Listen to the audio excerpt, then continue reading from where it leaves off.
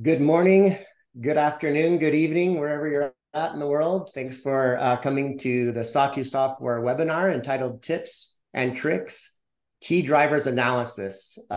Dean Tyndall, our Director of Client Services in the UK, will be presenting this webinar. We're excited to hear from him.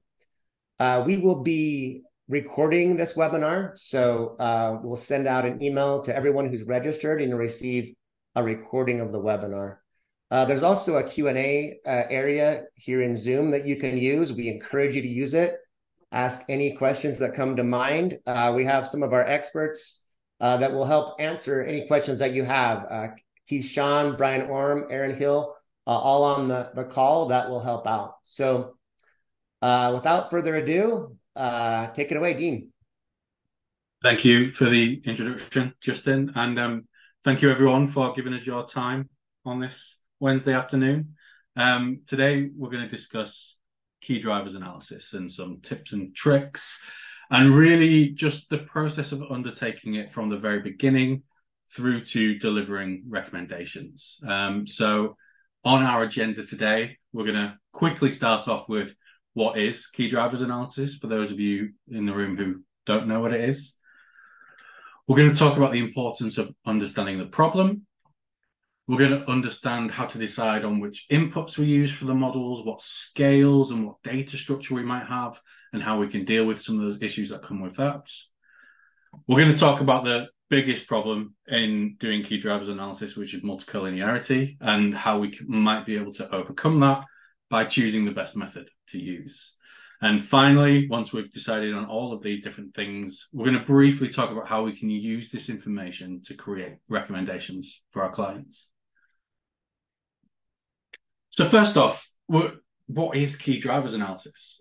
Ultimately, in market research, key drivers analysis is the process of understanding the extent to which a series of input or independent variables are related to a single outcome or dependent variable. And we do this via a form of statistical analysis, usually some form of regression analysis. And we're doing this really because we're typically seeking to understand the relative impact which each of our input variables has on our outcome variable. And you can see here, we've got a little chart there of a series of input questions going into some cogs representing some form of statistical analysis against the outcome measure. And organizations will use this technique to really understand where should they best place their focus when they're struck with limited resources, because you can't focus on everything, you can't improve everything. So key drivers analysis is used to whittle down a list of the things we should focus on. So when we want to do a key drivers analysis, the first thing we want to do is we need to understand the problem. Because the choices of variables we can use for our inputs and our outputs are potentially infinite, but we need to be able to define a hypothesis that we want to test, and we need to choose our input and output questions responsibly, ultimately. So our outcome question typically is a high-level measure that an organization wishes to influence the outcome of.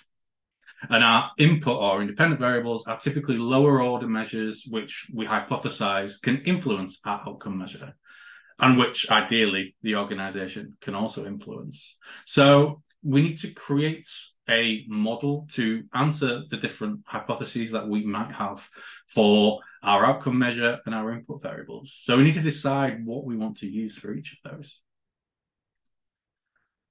And as I mentioned, the outcome measures typically represent a status or behavior which an organization wants to influence. And this is the reason you're doing key drivers analysis in the first place. And there's lots of different things you can do, but typically this is a variable which is a higher status. It's an outcome measure. It's something which when an organization improves that variable, they get a benefit from that. So there's lots of different ones we can choose. So you can have things like relationship NPS, so a likelihood to recommend a brand based on the entire relationship. You can make it transactional, so the likelihood to recommend a brand based on a single interaction. Then you can just have standard customer satisfaction, loyalty, effort, churn likelihood. The different options you can have for outcome variables are quite extensive. Even things like brand choice, brand consideration, brand equity, purchase likelihood, repurchase likelihood, and employee engagement. These are all different outcome variables you could use in your key drivers analysis, but really the one that you choose to use depends heavily on the goals of the research and also the organization. And although satisfaction and loyalty and likelihood to recommend might seem similar, the drivers of these different outcome variables will be subtly different. You're unlikely to be loyal unless you're already satisfied, and you're unlikely to be recommending something unless you're already loyal. So the drivers will subtly change as you go up that chain. So we need to make sure that when we are choosing our outcome variable, it is more closely aligned to what we want to do with the organization. Otherwise, we might be giving the wrong recommendations. So if we think we're going to go through this webinar, we're going to slowly build up a key drivers analysis. And we're going to start with a goal. And in this example, we're going to we've got a restaurant. So imagine we've got a restaurant. We want to improve the level of satisfaction within our restaurants. So that's our goal. We want to improve the level of satisfaction. So the first thing we need to do is think of the outcome measure, which must closely correspond to that outcome. And in this case, I've gone quite simple. So I've just said, okay, our outcome measure is overall, how satisfied were you with your dining experience today?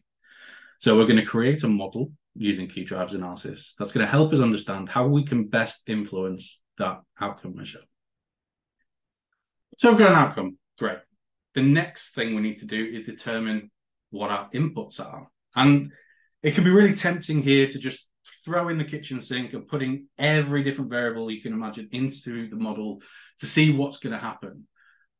But we'd recommend against that. And there's some guidelines that I think we should all bear in mind when we're creating input variables. And the first one here is that any input variable you put into your key drivers model needs to be able to feasibly influence the outcome of your outcome variable. So it's no good putting a variable in there which has no relation to your outcome measure. It's just adding noise to the model. Ideally, it's something that the organization can influence or wants to take into account within the model. If you put something in there that the organization has no control of, it might not be any use to them telling that 95% of the outcome measure is derived from this one factor that they can't do anything about. So we need to make sure that we've got things in there that the organization can influence. They should occur chronologically before or around the same time that the outcome measure is determined. It's no good putting input questions in there that occurred after the outcome. So if you're asking someone about their flight satisfaction, for example, it's no good having input variables which ask them about things that happened after the flight, because it just doesn't make sense. And finally, we want them to occur on the same level as each other. Now, what I mean by this is that if you're doing an NPS model and you put overall satisfaction into an NPS model, that's going to be really highly related to NPS, but it's also likely going to be at a higher order than the other input variables you've got there. So that's going to give it an unfair advantage, and it's probably going to take over most of the impact from the model. So that's not necessarily going to tell them anything. Knowing that someone who's satisfied with the overall experience recommends something isn't necessarily going to be an insight to anyone. So just making sure that we don't put those obvious higher order things in there as well. But finally, our input variables should be chosen to be specific to the particular outcome variable. So they need to be related. So if we think about some typical input variables, when we think about some example studies, I mentioned airline flight before. So you might put in things like satisfaction with the boarding process, the air stewards, your seat, your in-flight entertainment, your meal. But we're probably not going to put in value for money for the entire trip, because that encompasses things that are external to the flight. And we're probably not going to put in transfers to your hotel, because that happens after the flight. So we just need to make sure that our input variables are specific and relate to those guidelines I mentioned before. Similarly, if you were doing a brand consideration study, you definitely want to put in perceptions of things like value for money and quality and range. But as brand consideration studies are normally market-wide, we probably wouldn't want to put in specific customer experiences in there, nor would we want to put in likelihood to recommend. So we just need to make sure that, they're specific, they're related to the measure, and they follow all those guidelines previously set out. So as before, we'll start adding things to our key drivers analysis as we go along. We want to know how satisfied people are with their dining experience. So we've got 10 nice attributes here. So we've got things like prompt greeting, the cleanliness of the environment, whether it was a comfortable environment, the attentiveness and friendliness of the server, whether the food was served at an appropriate pace, whether or not the food tasted good, was the right temperature, how quickly you got the bill, and whether it was reasonably priced. So these are all very specific. They're all lower order. They all occur before the overall satisfaction measure. So these tick all the boxes we want to know. So we've decided on our questions, but we know what attributes we're asking, but we don't necessarily know how we're going to ask them. And thankfully, Keith and the team at Sawtooth Software have undertaken 2 empirical tests with more than 3,000 respondents across 5 different product categories, and they investigated 8 potential rating scales options. And one of the cool things about this test is that it used a 4-week recontact survey so that it could use the test-retest reliability, as well as understanding some predictive validity of some of the ratings. So I'm going to show you the scales that we tested now before I give you the results. And we can see what they come out, because I think this was quite shocking to me. So the first scale that was tested was a unipolar 5-point scale, all the way from not at all satisfied through to completely satisfied. We also had a bipolar 5-point scale, which is probably the one that's most typically used in most market research studies, from very dissatisfied to neither satisfied nor dissatisfied, ending in very satisfied. We had a 7-point terrible delighted scale. We had a series of pie charts with different positive and negative levels of experiences in there. Some faces all the way through to happy, through to sad. An 11-point satisfaction scale with percentages marked on there. A binary satisfaction scale, so you're either satisfied or not satisfied. And a 7-point expectations scale. So all of these scales were tested within those studies with the over 3,000 respondents in 5 different product categories. And we received the following results from 5 different tests. So 5 tests were undertaken. So test-retest reliability, the convergent validity, the prediction by the drivers, the prediction of loyalty, and whether respondents liked them or not. And the first thing to say is that if there's a red skull and crossbones in there, you probably worked out, then that performed worse than every other scale in the system. So we can see straight away that binary questions are out. They're not reliable. They're not predicting things very well. And respondents didn't particularly like using them. But we can also see that the 11-point percentage scale has 3 big green thumbs up there. So it was better than all the others in 3 out of 5 of our tests, and sort of better than some of the others in one of the tests. And actually the faces did pretty well. So they were the best in 2 of our tests and amongst the top 3 in the other 3 tests. So from this empirical research would probably suggest that either an 11-point percent satisfied scale or even the faces scale would be the ones that we would recommend. And this is surprising to me because I've typically throughout my career been using either the 5-point unipolar or the 5-point bipolar. And they don't really do particularly well across any of the measures. So again, we're adding to our model. We know our questions. We know how we're going to ask them with our 11-point satisfied scale. We're nearly getting there. But one thing I just want to touch on now, and this might be a bit too complicated for this session, but I think it's important to understand, is how the data structure might influence how you handle your data. So when we think about data structure, there's really 2 clear types of data structure when we're talking about key drivers analysis. The first one is where you have a single variable per question. So you ask your 10 attribute questions that we had before, and each of one of those gets a single variable assigned to it. And you also have a single dependent variable. So it's really easy. You can put these straight into your model and it will work. And this is really common for CSAT, NPS, and churn studies, where you're asking people about a single brand or a single experience, and they're only giving you 1 response per question. However, when we're thinking about brand type studies, where we might be asking people to rate several brands across the same measure, we get a little bit more complicated. We get, in this example, we have 3 versions of independent variable 1 for each of the brands we have there. So we've got a little bit of a messy data structure going on. And this is more common for brand choice or purchase studies, where we're asking people to rate different brands or different experiences across the same measures. And even our dependent variables will have multiple versions of for each brand. And this makes our work as an analyst a little bit harder. And in these cases, what we have to do is something called transposing or stacking the data. And really what this involves is taking the data structure as it is here. So we have, for example, this is just independent variable 1, and it's asked across 3 different brands, and we can see that we have 5 respondents in here. What we need to do is take that data and almost flip it on its head, so that instead of having 3 versions of independent variable 1, we have a single version of independent variable 1. And instead of having 1 row per respondent, we have 1 row per response from respondent. So we can see here that we have 3 respondent 1s here, and we have brand 1 response, brand 2 response, and brand 3 response. And this is really helpful in a number of ways. It lets us run a single model. It lets us also filter on the different brands if we want brand-specific model.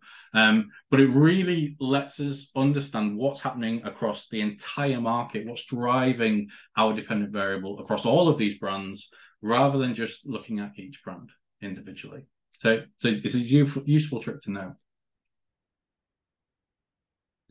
So again, thankfully, we're asking about a single experience here. We're asking about how someone felt when they went to a restaurant. They're marking everything once. They're not comparing brands. So it's a single variable per question in our key drivers analysis here.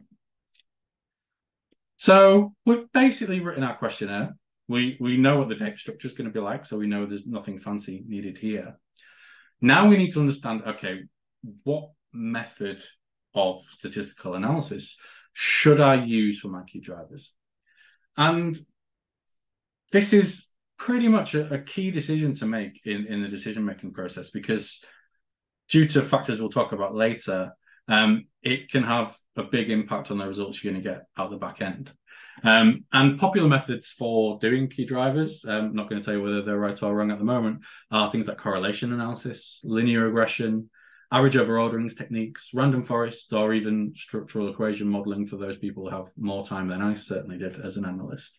But the tricky thing is that some of the techniques that we might use will have problems with the data we can collect. So typically, when we're collecting experience data or perceptions data, we're using a range of scales to capture it. And because we're using scales and we're asking respondents to answer these scales, this means that all of our variables are pretty often, in fact, probably in all cases, really highly correlated with each other. And this has been noted for a long time, over 100 years now, but it was explicitly pointed out by Thorndike in 1920 that when people rate things they like, they tend to rate everything higher. And when people rate things that they don't like, it tends to make everything lower. And this makes correlations really high. It makes them really even. There's not much differentiation. And Thorndike called this the halo effect, which I'm pretty sure you're all familiar with. And the fact is that many techniques fail to cope with assigning the right level of impact or coefficient in the face of this level of correlation. And we call this problem multicollinearity. And it really, this term describes the phenomenon of variables being really correlated or collinear within the data set. So in our example here, we've just highlighted how the relationship will work between 2 independent variables. So we've got x1 and x2 with respect to our single dependent variable. And where we've got overlap between these circles, that's representing the correlation that these variables have with each other.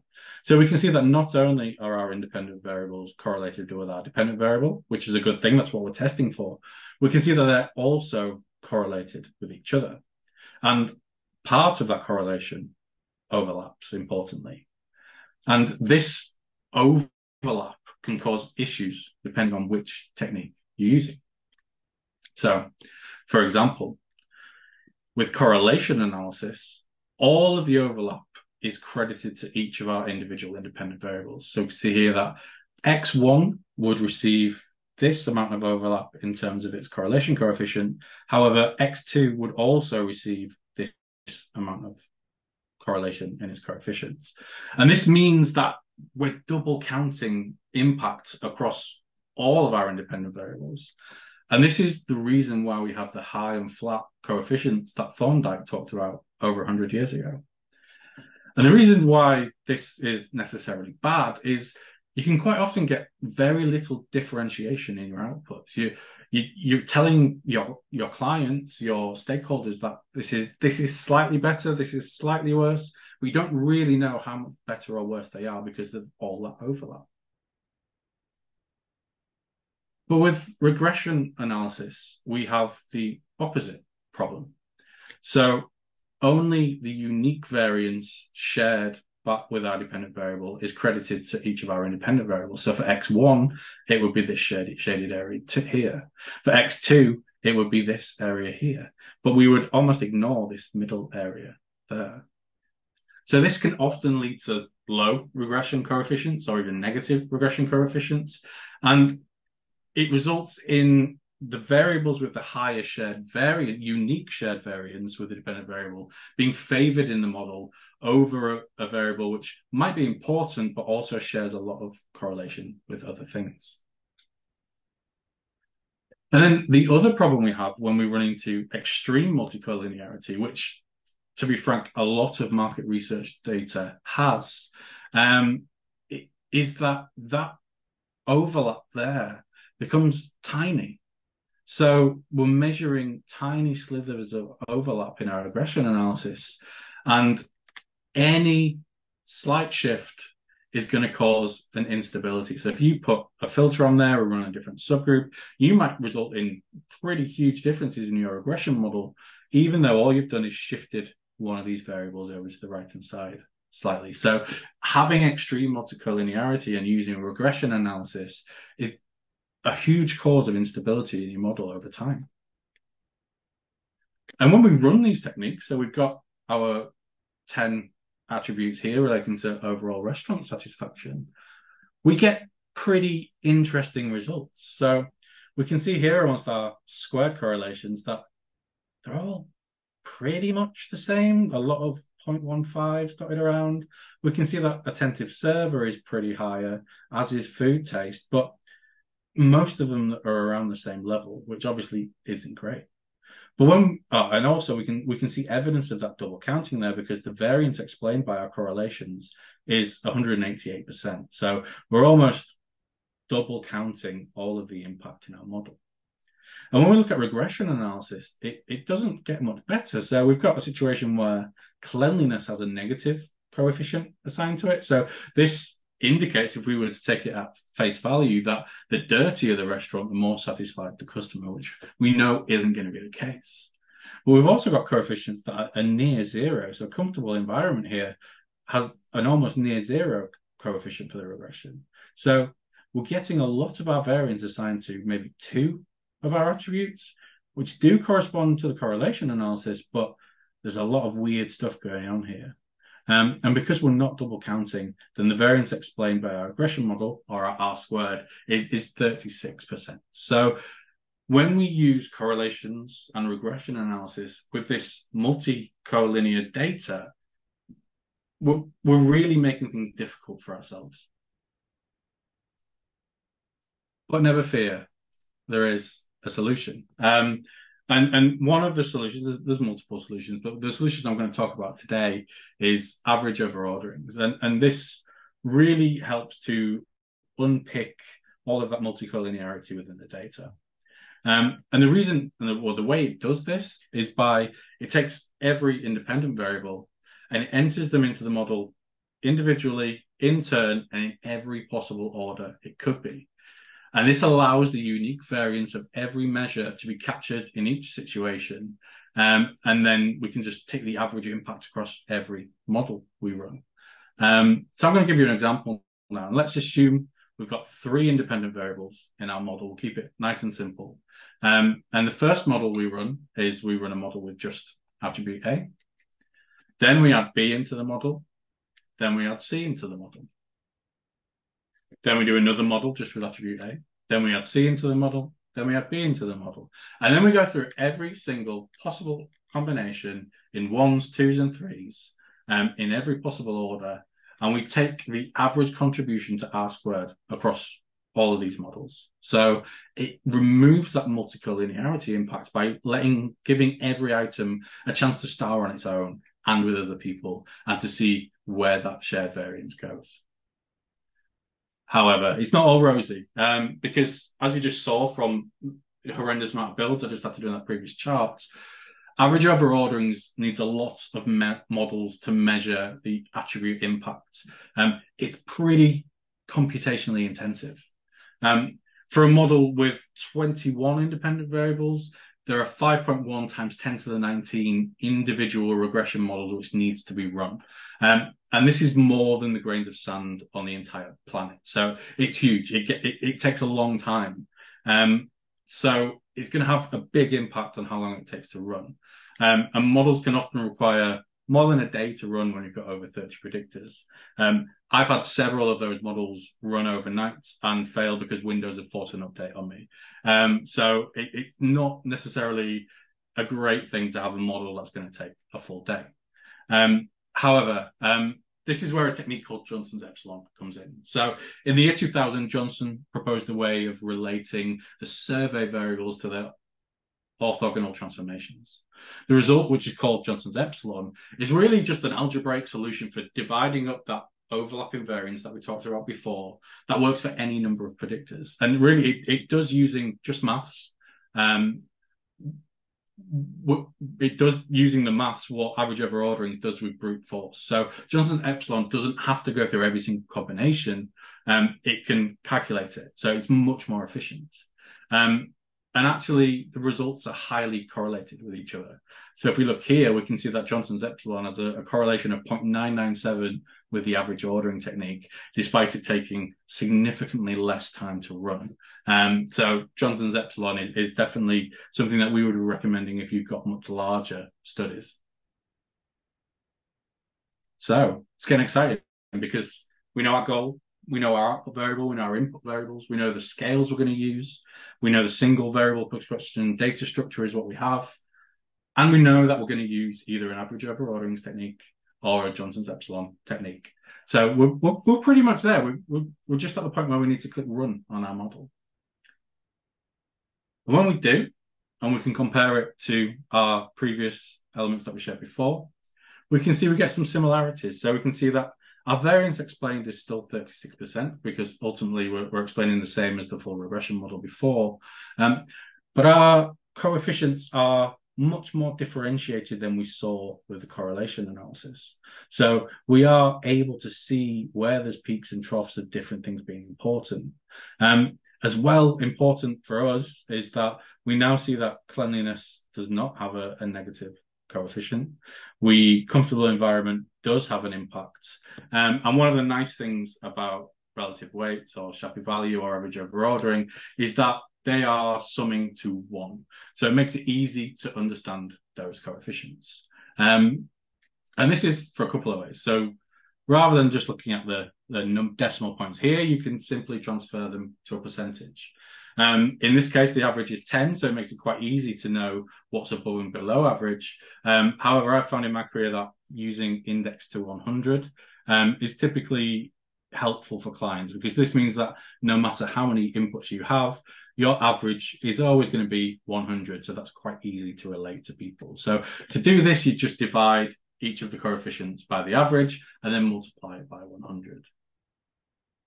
It looks like you wouldn't need to do it in this case because the average is 10% for the percentage as well, but it's just a little tip from me.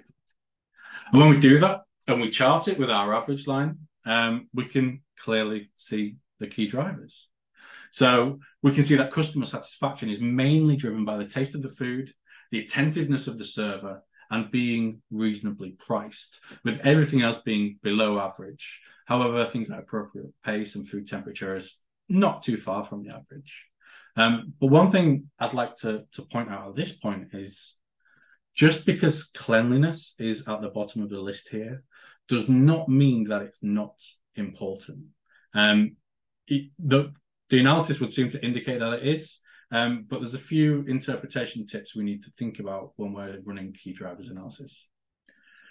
So we often say impact or importance, but what we really mean is shared variance, like we talked about before. So if all respondents score an attribute highly, so it's like 10s across the board for everyone, regardless of the score of the outcome variable, then this is going to give us low importance. So this is things like hygiene factors like cleanliness. If everyone thinks the cleanliness is satisfactory, that's not going to show an impact on our outcome variable. That's going to give it a low importance score. But the instance that the store stops becoming clean, then we're going to see it shoot up. So we're really looking for that shared variance. It doesn't, if the scores are flat, it's going to be low importance. It works the other way around as well. If all the scores are low and that doesn't correlate in any way to the outcome measure, that's also going to show low importance. So what we're looking for and what the drivers analysis is going to pull out is attributes whose score varies alongside our outcome variable, and they're the ones that are going to be highly important. So our drivers really represent the aspects which are going to have the greatest impact on the variance of the outcome measure within the data, and it's not an indication of absolute importance. So, for example, if you are running drivers analysis across a chain of discount supermarkets and they all score really highly for value for money, then value for money is going to come out low. And there's nothing we can do about that. That's just a function of the market. But we know it's not low. So you just need to be armed with that absolute, it's relative, not absolute importance when you're going to your clients. But drivers on their own do not necessarily produce recommendations in and of themselves. And the final tip I'll give you today is to combine your drivers analysis with the performance across each of the input variables. So what I've got here is an XY scatter plot. And I've got the performance of each of the input variables on the Y-axis. So the higher any of these variables are, the better performance they exhibited, the lower the worst.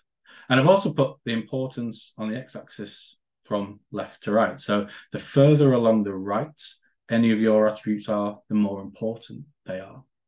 And the key point of this then is you then cross the axes at the average value for both of those measures.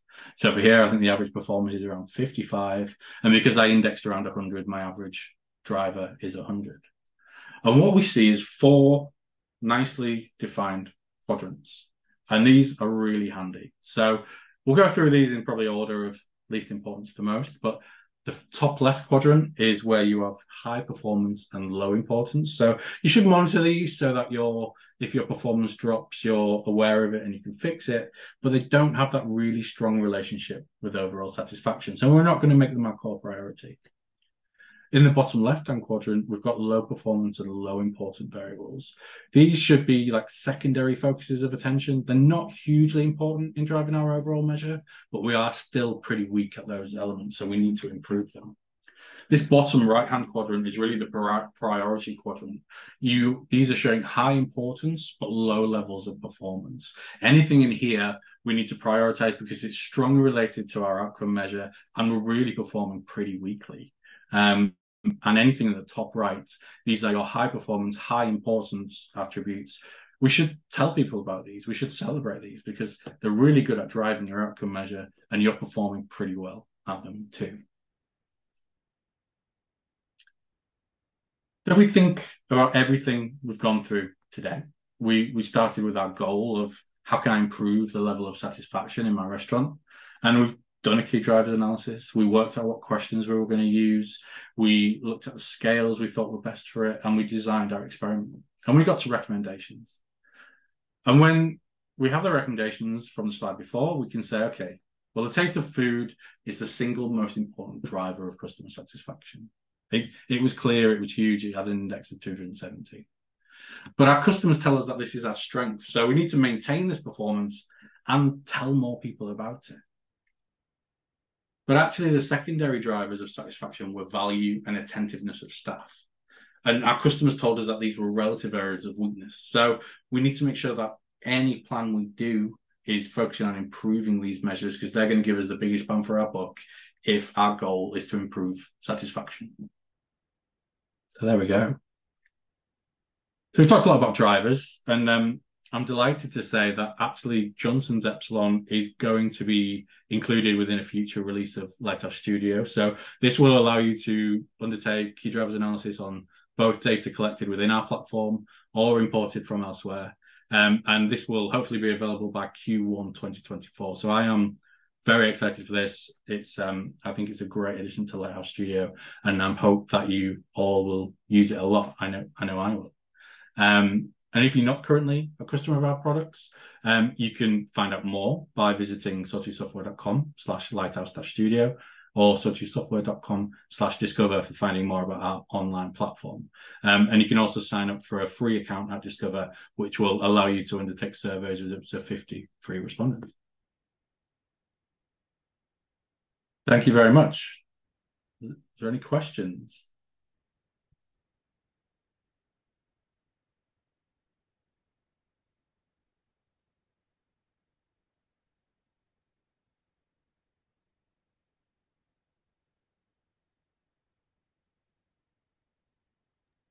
There's a question from Thomas Lofaro. Will Sawtooth Johnson Epsilon allow calculation for binary outcomes?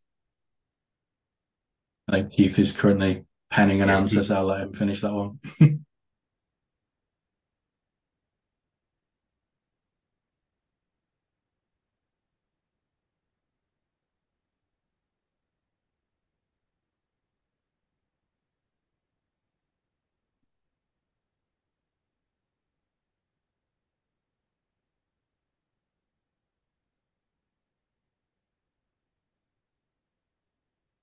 So the current plan is not for allowing binary, but I believe we will add that in the future.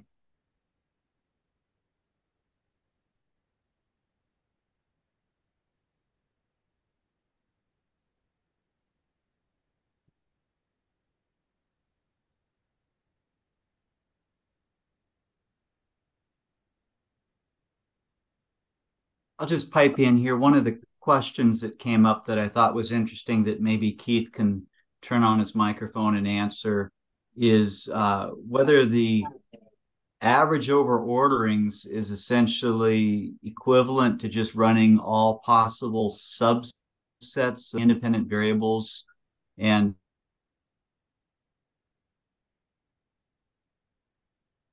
well, Brian froze up, so I'll go ahead and answer that question.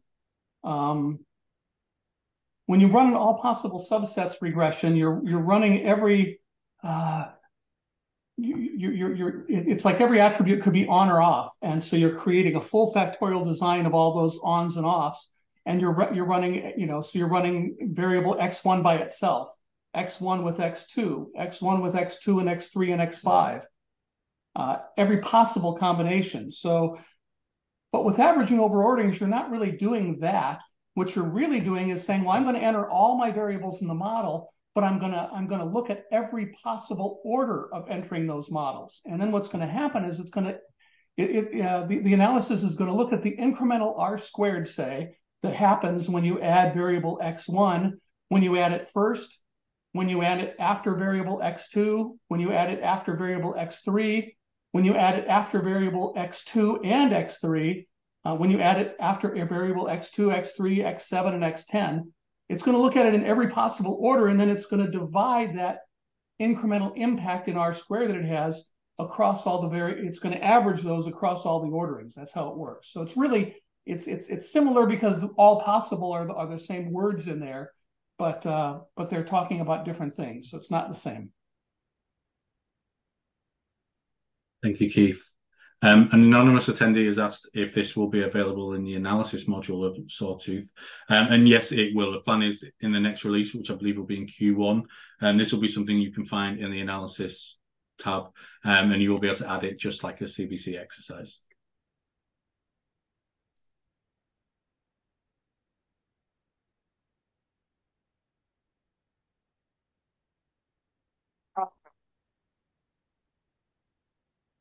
I think we've got a question for Keith. Did you run the scale test across multiple countries, Keith, or was this just done in the US? It was several studies. The primary one was done in the US, but we did do them also, I want to say in Germany, the UK, and one other country. But it's been 15 years ago. I can't remember. Thank you.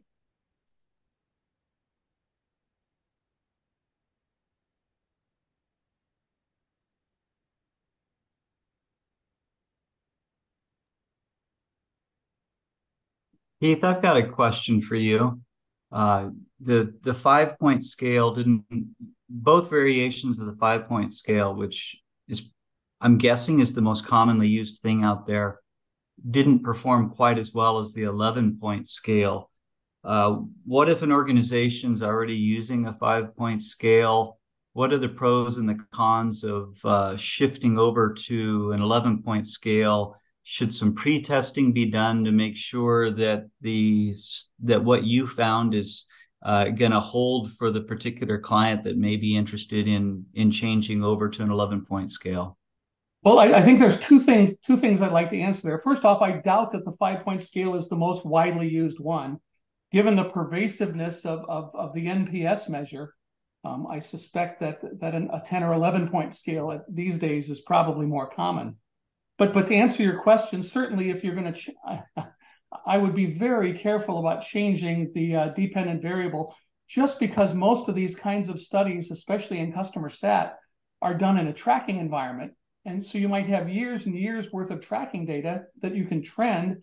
And as soon as you break the trend, you lose a lot of that, across time comparison. So I would only probably change the dependent variable if I were going to be doing a major overhaul to my customer sat tracking system.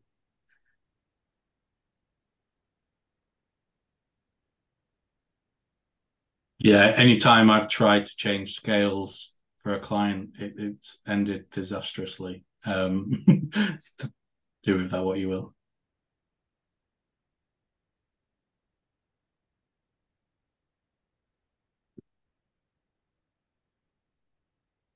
So Samit has asked if he's got CBC data, how would he use this for key drivers? And you wouldn't, Samit. So this is really for data collected outside of a CBC. So you would, as I said before, create your input and output variables within your questionnaire, and you would input those into the key drivers analysis. So when you go into the analysis module of Layout Studio in the future, you'll be able to select which of the questions you asked you'll want to put in the key KDA. So it wouldn't be based on the CBC data.